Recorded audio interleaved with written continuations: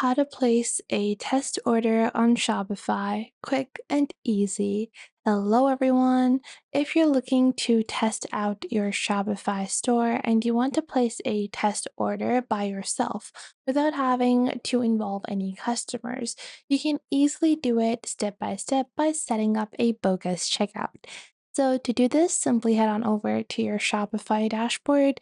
Once you are in your Shopify dashboard, go into settings on the bottom left. Then you are going to go into payments on the left. Once you click on payments, click on choose a provider. Then click on for testing bogus getaway.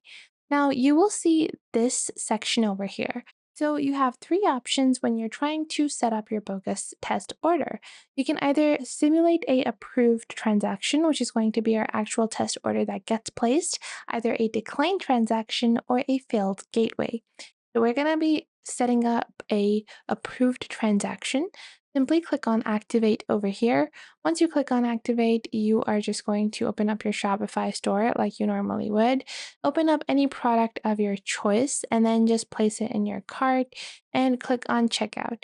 Once you click on checkout over here, you're going to fill in your details like this. So I'll just have to fill in an actual number like this. Then you're going to add your name. You can add a bogus address if you want, as well as a city, as well as your postal code. And then in your card info over here, you're going to add your credit card number.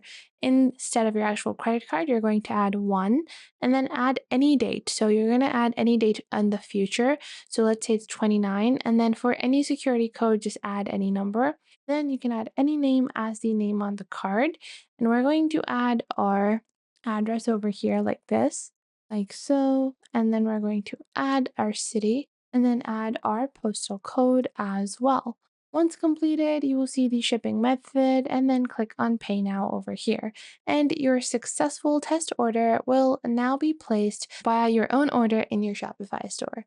So I hope you guys found this video helpful. If you did, make sure to leave a like and subscribe.